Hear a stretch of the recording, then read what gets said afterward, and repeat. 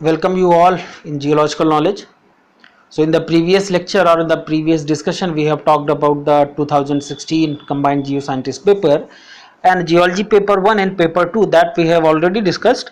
And in the continuation of that series or the discussion, today we will talk the later part, that is the 2016 geology paper 3 and the hydrogeology section. Okay, so let's start our discussion.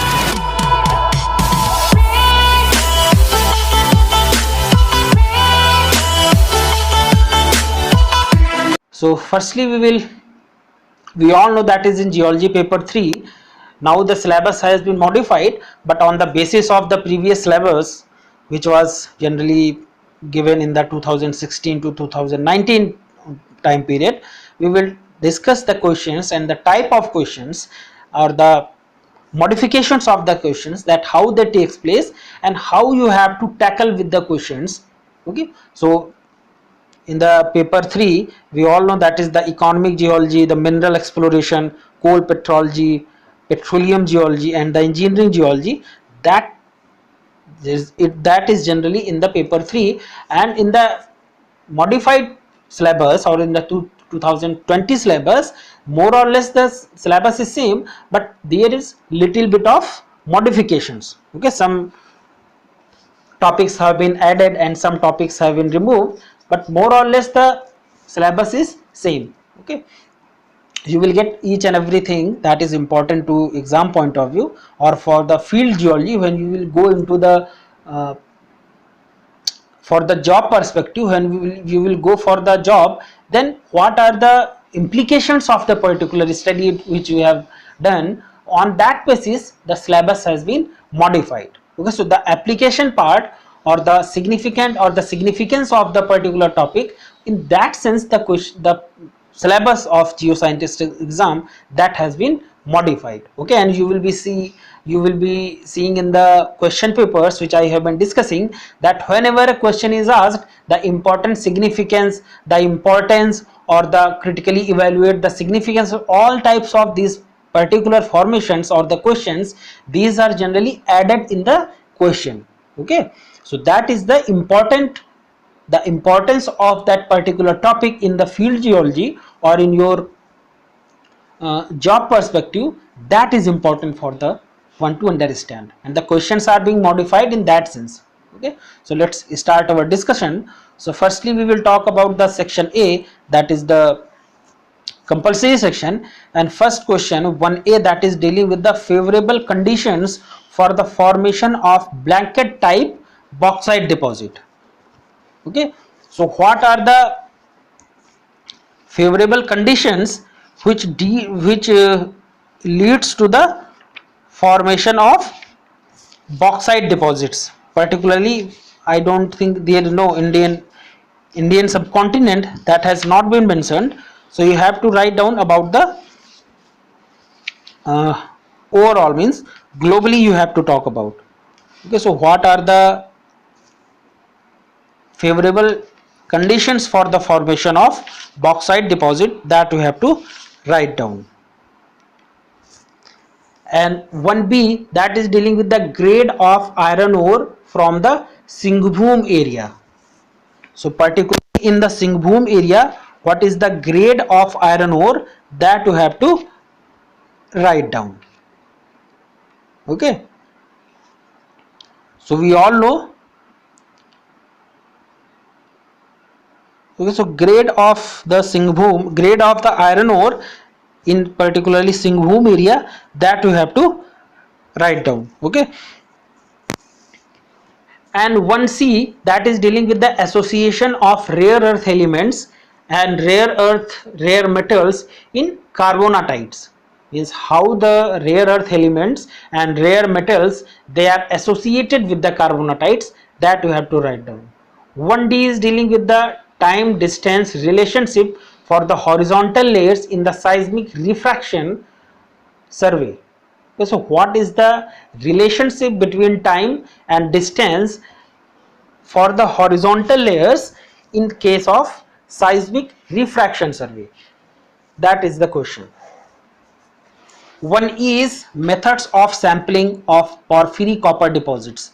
For the sampling of porphyry copper deposits, what are the methods that you have to, what are the methods that are employed for the porphyry copper deposit sampling? Okay, so very soon I will discuss about the methods of sampling. That is very important from the exam point of view. Generally the questions are asked in the descriptive as well as the objective type questions. Okay, it means how you will sample a mineral or any other, suppose you are getting a sample, and how you will, sorry, you are getting a mineral, so mineral in an area, so how you will perform the sampling process, okay, across the length, along the length, or diagonally to the length. So all these factors we will discuss very soon. Okay, I am working on that. So methods of sampling, that we will discuss in a new video. Okay, 1F, that is the biogeochemical and geobotanical surveys. Means the define, you have to define the biogeochemical and the geobotanical surveys. 1G is dealing with the broad stratigraphic succession of Jharia coalfield. So when you would have studied about the coalfields of India, so you must understand the stratigraphic succession of Jharia coalfield or some other coalfields. Okay, so stratigraphy of particular area, if you know, on that basis you have to elaborate or just discuss the stratigraphic succession. 1H is geology and the hydrocarbon reservoir of Bombay High oil field. Okay, so the geology means the where it's occurring, what are the type area, or what are the source rock or the host rock, okay, the reservoir rock, the cap rock for that particular area or the Bombay High. So the geology as well as the hydrocarbon reserve or the hydrocarbon reservoirs of Bombay High, that you have to write down. 1I, that is you have to investigation of the foundation rock in a dam site using electrical resistivity methods. Means by the use of electrical resistivity methods, how will you investigate the foundation rock in a dam site? Okay, so that is the applied portion, as I have already mentioned, that is the applied portion. Now that is generally being asked in the examination. Okay, if the question is asked, simple question will be there, and there will be a question again in the there will be the question, some other part that will be added in the question emphasizing on the application or the significance of that particular topic. Okay, the question is same. 1I, as you can see, and 1J is overbreak in the tunneling in relation to different rock types. Means the overbreaking, means what is overbreaking? So suppose you have to just for the tunneling perspective, when the tunnel has to be made, you must understand, you would have understood, that is the digging process or the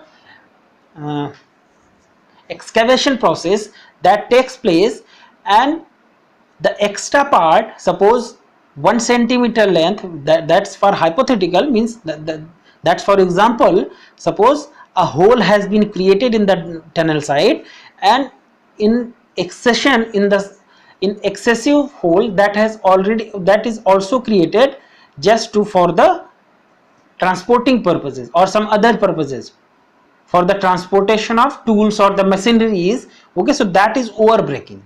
So that you have to write down, overbreaking in tunneling in relation to different rock types. Okay, so how the overbreaking process that takes place, or how that process is being performed in different types of rocks, that is the point you have to write down.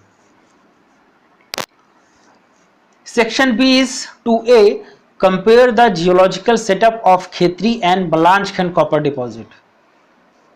That is very important questions, and I think I have discussed about this particular topic when I was talking about the I don't remember the exact video, but if you go into the playlist of geology paper 3rd, then you will get the question, that is you will get the topic or the video, particularly the compare the geological setup of Khetri and Balanchkhan copper deposit.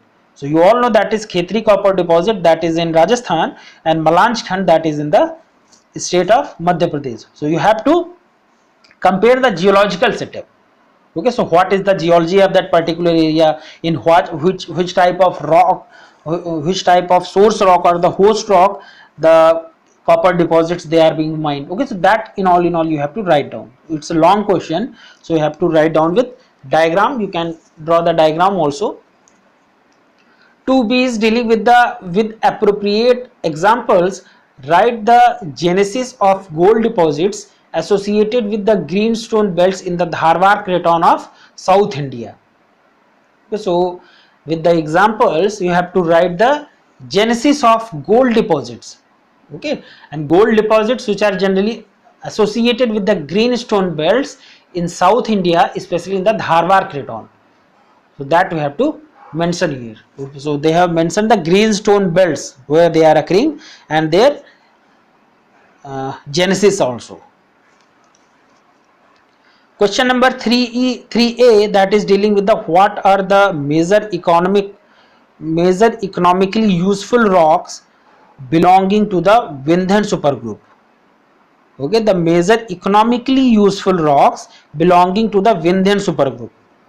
So I remember the firstly Vindhyan sandstone, that is of economic value. You all know that is the Vindhyan sandstone that is used for the construction purpose. Okay, so that is the one of the most important economic value, and there are some other values, but I remember only one. So you have to write down about the Vindhyan supergroup, their economic value of the sandstone or economic value. Okay, so Vindhyan supergroup, the Panna gold mine. Okay, so that is a Panna diamond mine, that is also there.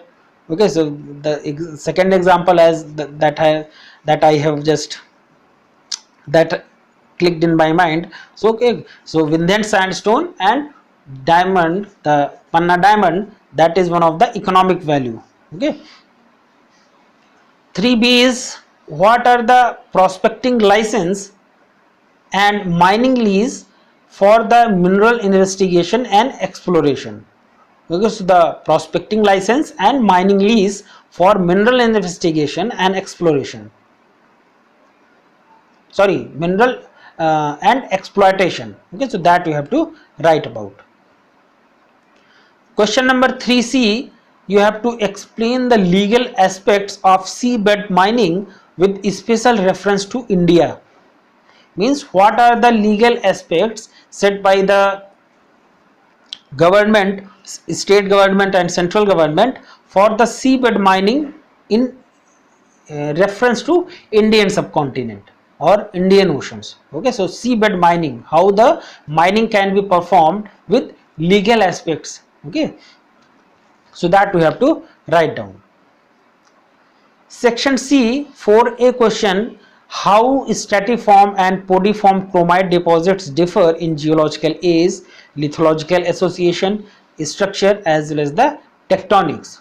So stratiform and podiform chromite deposits generally, specifically the podiform chromite deposits have been mentioned, how they differ in geological ages, lithological associations, structures as well as the tectonic settings. That you have to write down.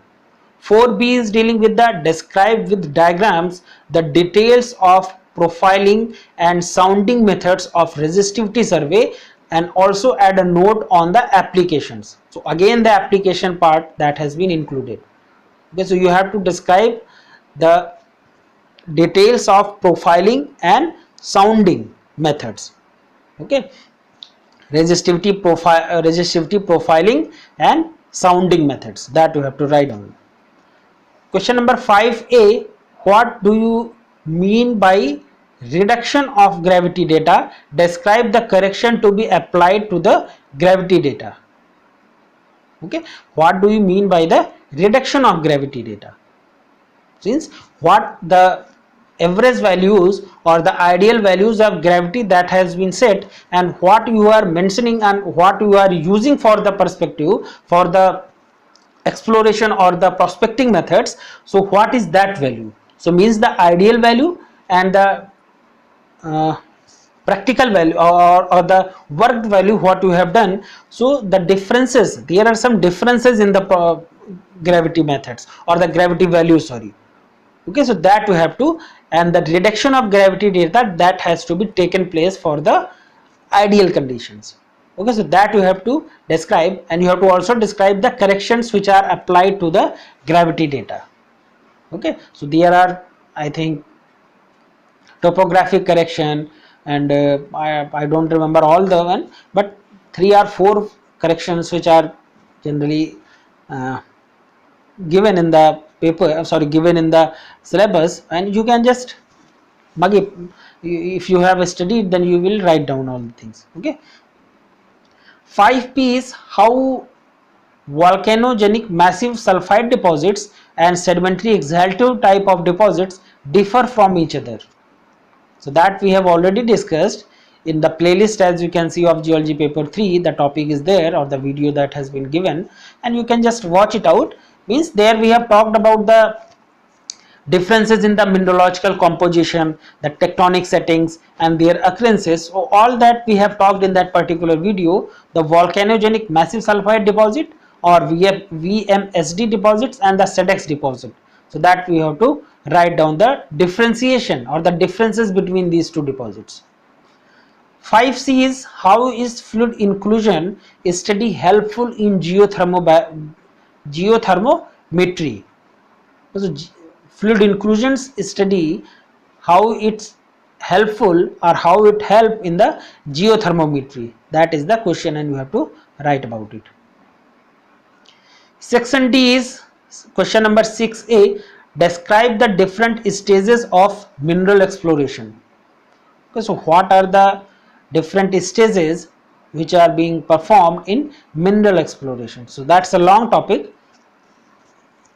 Question number 6B. Describe the estimation of ore reserves in blanket type deposits using the surface trenching and pitting methods. Okay, so estimation of ore reserves in blanket type bauxite deposits using the surface trenching method and the pitting methods. Okay, so 2 methods they have been mentioned. Okay, and the blanket type deposits, especially blanket type bauxite deposit, that was also been mentioned. Question 7A. Write on the procedure of the core logging in a drilling site. So what is the procedure which are being performed in the drilling site for the core logging? 7B. There is a numerical. Calculate the ore reserve of 5 meter thick ore block ore blocked out between 2 levels separated by 30 meter and ready for the immediate extraction. The length of the ore block, that is 40 meter, and bulk density of the ore, that is also been provided, 2.73 gram per cubic centimeter. Assuming 0 to 63% of average grade of the copper, how much copper metal can be obtained from the block with 90% recovery? Okay, so the data has been given, and you have to calculate the reserve as well as the data recovery. Okay, ore recovery, that is how much the copper metal can be obtained from the block. Okay, so that is the question, numerical question given here. 7C is how geochemical soil survey is earned out. Okay, so what are the procedure or how the geochemical soil survey that is carried out? So that we have to write down. Section E, question number 8A, that deals with the describe the processes of migration and accumulation of hydrocarbons. So what are the processes of migration and accumulation of hydrocarbons? 8B is describe the major tertiary coal deposits of India.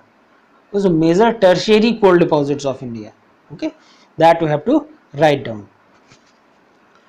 Question number 9A, write on the occurrences and the distribution of major radioactive minerals deposits, uranium and thorium of India. So uranium deposits of India, that we have discussed in long question.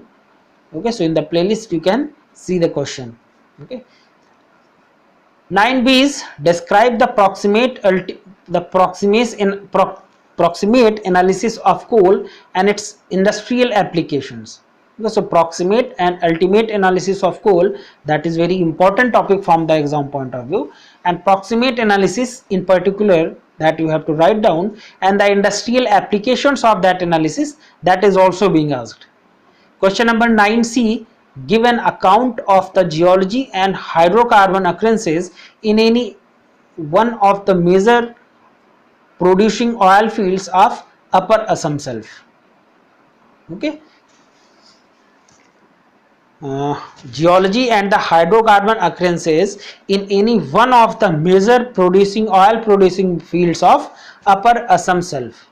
Okay, so you can write down any one of Upper Assam Self.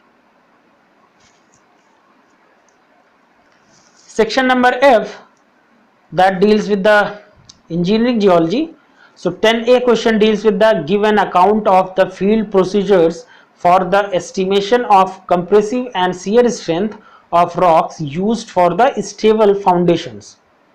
Okay, so what are the field procedures which are to be applied for the estimation of compressive and the shear strength of rocks used for the stable foundation? That we have to write down. Question number 10B, what is the grouting? And describe the type of grouting applications in the tunneling. So grouting means when the rocks you have encountered, suppose that if generally the faulted, folded or the jointed or the fractured rock, they are being avoided, but if necessary you must, if it's necessary to continue that structure, so in order to fill that gap, the grouting material that is being used. Okay, so that is the grouting, the material that is generally used for the filling of. For example, suppose there is a fracture plane, there is a fault plane, or there is a joints present in that particular structure. So for the enablement or enabled or to make that particular structure stable, the grouting process that is taken place or that is applied. Okay, so the grouting materials, there are some grouting materials which are generally used to fill the gaps and the fractures or the fault, okay, or the joints. Okay, so that is the grouting process, and you have to also describe the typical grouting application in tunneling. Question number 11A, discuss the seismic vulnerability of Indian subcontinent and propose the features of an earthquake resistant dam in a high risk seismic zone. Okay, so you have to discuss the seismic vulnerability of the Indian subcontinent and purpose the feature of an earthquake resistant dam in a high risk seismic zone, that we have to write. 11B, explain the various factors that influence the life of a reservoir. So what are the various factors, whether they are geological factors or the physical factors or some geotechnical factors, so that we have to write down. Question number 11C, describe the different types of tunnel supports and their usefulness in different rock types while process of tunneling. Okay, so that we have to write. Now we move over to hydrogeology section. Okay, so here the instructions are very important, as we have already told, that is particularly in the hydrogeology section you must study firstly the instructions given here. So write short notes on the following in not more than 5 sentences each. Okay, so your word limit, sorry, the sentence limit that has been given 5 sentences, not more than that. So what is water balance concept, specific yield, drawdown in hydrogeology, steady state groundwater flow conditions, electromagnetic radiations or the EMR, SAR or the sodium absorption ratio, and radon gas in groundwater, and high nitrate groundwater. So very easy compulsory questions, as you can see. Okay, and if you have studied the topics well, then it's very easy for you to answer these questions. Section B, 2A question that deals with a neat sketch. You have to describe the vertical distribution of groundwater. Write a note on the seasonal variations of the groundwater level fluctuations. Okay, so with the neat sketches, you have to describe the vertical distribution of groundwater. Means the zone of saturation, zone of aeration, then water table, capillary fringe, zone of saturation. So that we have to write down. And the subpart that is also given, write a note on the seasonal variation of groundwater level fluctuations. Question number 2B, with a neat sketch, differentiate between the confined and unconfined aquifer. Write a note on the perched aquifer and its significance in water supply scheme. So that we have to, that's very easy question. I think both the questions 2A and 2B, very easy questions they are. 2C question, you have to discuss the hydrological properties of rock. What are the hydrological properties of a rock? Okay, I think porosity, permeability, because that we have to write about. 3A question, what are the springs and how are springs useful as a source of water supply? Okay, so the definition of springs you have to write down, and what are the how are springs useful as an important source of water supply. 3B question, explain the different types of spring with special reference to hot springs. Okay, so that we have to write down. 3C, write a note on the importance of hydrographs. Okay, so what is the importance of hydrographs? A short note you have to put down. Section C, 4A question that is dealing with the explain Darcy's law and what is meant by hydraulic conductivity according to Darcy's law.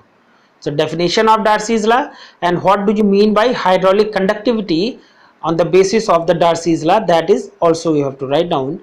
4B question dealing with the explain the cone of depression with suitable diagram or suitable illustrations. Okay, so that we have to write down.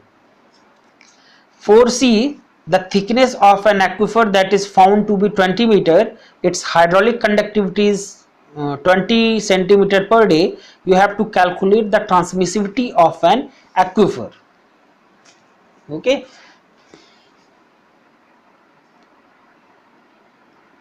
so that's very easy question. I think the formula T equals K into B that we have to apply. So hydraulic conductivity, which is represented by K, so that has been given 20 centimeters per day, and thickness B that has been given 20 meter. So remember that hydraulic conductivity that is in centimeters. Okay, so you have to convert both the you have to convert the data in one unit, either convert the thickness in centimeter or convert the hydraulic conductivity in meters. Okay, so applying the formula T equals K into B, you have to calculate the transmissivity of an aquifer. Okay, 5A question, you have to discuss critically the role of water table contour maps and flow nets analysis in the groundwater studies. Okay, so what are the you have to discuss critically the role of water table, what are the roles of water table contour maps and the flow net analysis, particularly in the groundwater studies. 5B, explain with neat sketches how permeability is measured in the laboratory. Okay, so there are two methods, laboratory methods as well as the field methods. So you have to write down the laboratory methods. 5C, there is again a question or the numerical given here. A confined aquifer is 35 meter thick and 5 kilometer wide. Two observation wells are located 1 to 5 kilometer apart in the direction of the groundwater flow. The head in well 1 is 200 meters and in well 2 that is 85 meters. The hydraulic conductivity is 2 to 5 centimeters per day. What is the daily flow of water through the aquifer, that you have to measure. Okay, section D, question number 6A, that is dealing with the explain the principle involved in the electrical resistivity methods of groundwater exploration. So principles which is involved in the electrical resistivity methods. Okay, that we have to especially write about. 5 question number 6b, discuss the field procedure in construction in the conducting electrical resistivity survey. Okay, so what are the field procedure for the electrical resistivity survey, that we have to write here.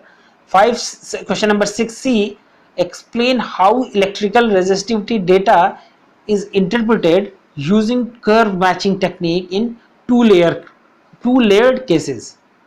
Okay, so the topic that is given in DK Todd book of hydrogeology, and you can just see the topic in that book. Okay, most of the syllabus or the most of the topics that has been included in the hydrogeology section, you can refer the Todd book or the Fetter book. Okay, I will recommend Todd and Fetter both. Todd is better, or Todd is more easy for the exam point of view, because the topics which are given in the exam in the syllabus, they are given in the books, and some topics which are not in that book you can refer to Fetter book also. Okay, Fetter is also good for the numerical point of view as far as the concept making. Okay, so both books are very important.